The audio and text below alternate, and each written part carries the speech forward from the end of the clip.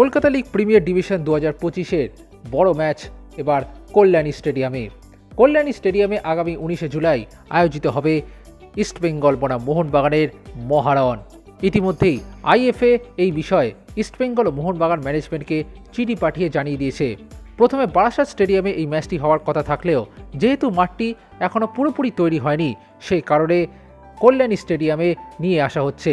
কিন্তু এই খবর সামনে আসতেই স্মৃতিতে চলে আসছে 9 বছর আগের ঘটনা। এই বিষয়ে কি বলছেন আইএফএ সচিব অনির্বাণ দত্ত, আসুন জেনে নিই। অনির্বাণ দা, এই যে কল্যাণীতে 19 তারিখে ডার্বি হচ্ছে, এটা কি সরকারি ঘোষণা শুধু বাকি? আমরা মোটামুটি প্রিপেয়ার্ড, আমরা সব গুছিয়ে নিচ্ছি। কিছু পারমিশনস এর ব্যাপার থেকে সেই জন্য কাজ হচ্ছে অলরেডি। আমরা ডিসাইড করেছি কল্যাণীতে ডার্বিটা করতে।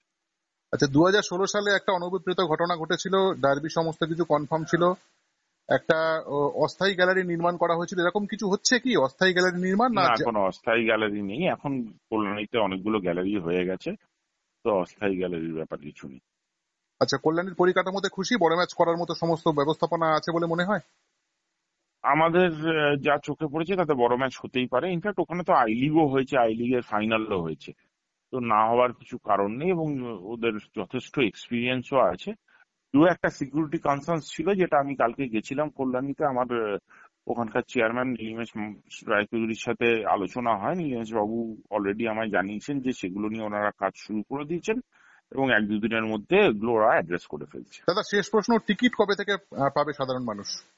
আমাদের টিকিটিং পার্টনার নিয়ে কথা চলছে, 1-2 দিনের মধ্যে আশা করছি টিকিটের ব্যাপার আমরা জানিয়ে দিতে পারবো। আকাশবাণী কলকাতা, শুরু হচ্ছে মহিলা মহল। উপস্থাপনা ও প্রযোজনায় বেলা দে। 2016 সালে এই কল্যাণী স্টেডিয়ামে হওয়ার কথা ছিল ইস্টবেঙ্গল বনাম মোহনবাগান ম্যাচ, কিন্তু সেই ম্যাচটি শেষ মুহূর্তে বাতিল হয়ে যায়।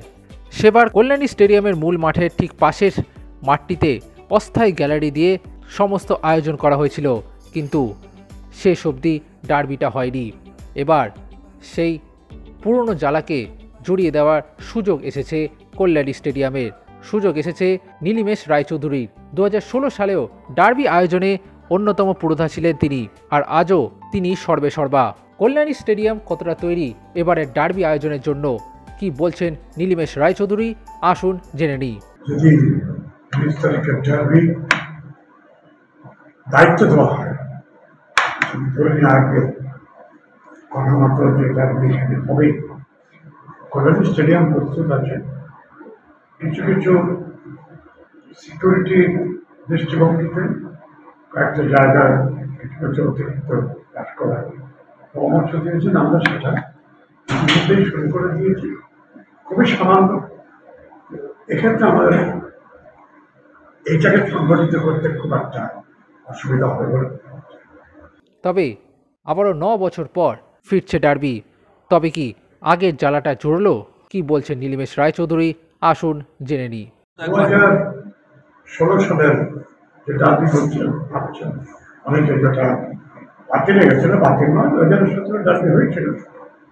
সে ডার্বিতে মোহনবাগান অনুপস্থিত, মানে ইম্প্রুভার পেয়েছে, পয়েন্টটা ইম্প্রুভার পেয়েছে, রেফারি মাঠ থেকে সিদ্ধান্ত জানিয়েছে, অতএব খেলা তো হয়েছে 3 মাসে, তো নিয়ম অনুযায়ী যা পাওয়ার তাই হয়েছে। কিন্তু আমরা তো ওইতে সন্তুষ্ট নই। আমরা সন্তুষ্ট দুর্বল মাঠে নামবে, সমর্থক সংযুক্ত থাকবে, একটা ফুটবল আমেজ তৈরি হবে, ফুটবল ফেস্টিভ্যাল হিসেবে ইস্টবেঙ্গল মোহনবাগান ম্যাচকে আমরা দেখব। সেইটাই ইচ্ছা থাকলেও শুরুতে হয়নি।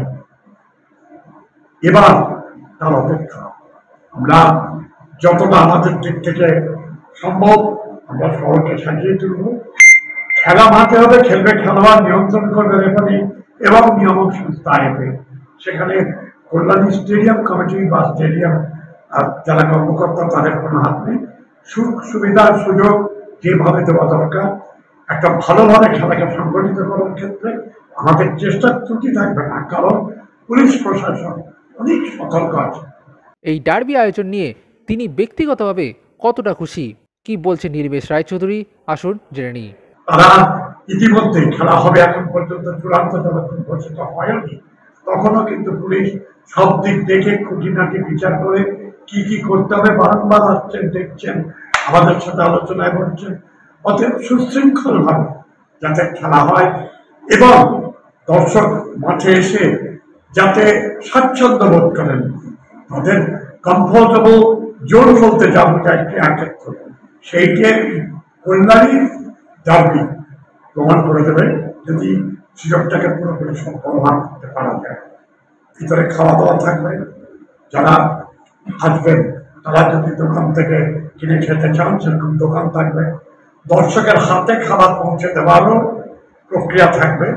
এবার যেভাবে দর্শক এর থেকে কিছু নিতে চান আর সেটা তাদের উপর আমাদের যারা কর্মী আছেন স্টেডিয়ামে, তারা মাঠ তৈরি করতে সর্বদা সতর্ক আছে। মাঠে আমাদের যারা প্রত্যক্ষভাবে যুক্ত অপ্রত্যক্ষভাবে যুক্ত প্রত্যেকে কিন্তু এখন একদম কি বলবো এক্সাইটেড কি করে খেলাটাকে ভালোভাবে সংগঠিত করা যায়। আর পৌরসভার যেহেতু এর উদ্যোক্তা, পৌরসভা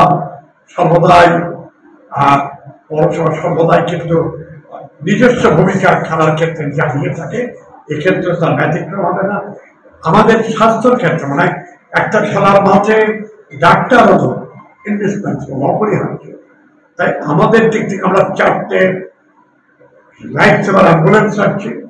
আমরা দর্শকদের যে গ্যালারি হবে প্রত্যেকটা গ্যালারিতে আমরা কিওস্ক করে ডাক্তার রাখছি, যাতে তখন মাঠে এসে কেউ অসুস্থ হয়ে পড়লে ছোটাছুটি করতে না হয় তার ব্যবস্থা থাকবে।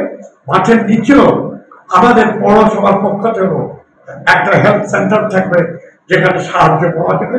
অতএব মানে আমি কি বলবো, যতক্ষণ না করছি ততক্ষণ বিশ্বাস করবে না, কারণ আমি বিশ্বাস করি সিইং ইজ বিলিভিং, না ডুইং ইজ ডুইং। আমি যতক্ষণ না দেখছি এটা সম্ভব ততক্ষণ আপনি বিশ্বাস করবেন না, কিন্তু আমাদের পরিকাঠামো তৈরি করছি। খেলার পরে বলবেন ডার্বি পরাজিত হওয়া ঠিক কি ভুল হচ্ছে। কারণ হচ্ছে আমরা তো দর্শক একটা নির্দিষ্ট দর্শকে পৌঁছতে হবে এমন কোনো বিষয়টা তো নেই। এবার আগে থেকে আমরা জানি যে আমাদের অতিরিক্ত দর্শক ঢোকানোর কোনো ইচ্ছাও আমাদের নেই।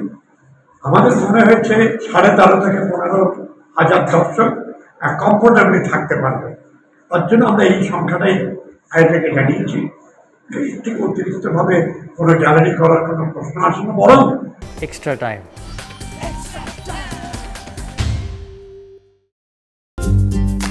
লেটেস্ট নিউজ আর এক্সক্লুসিভ ভিডিওর সঙ্গে আপডেট থাকতে এখনই সাবস্ক্রাইব করুন আমাদের ইউটিউব চ্যানেল।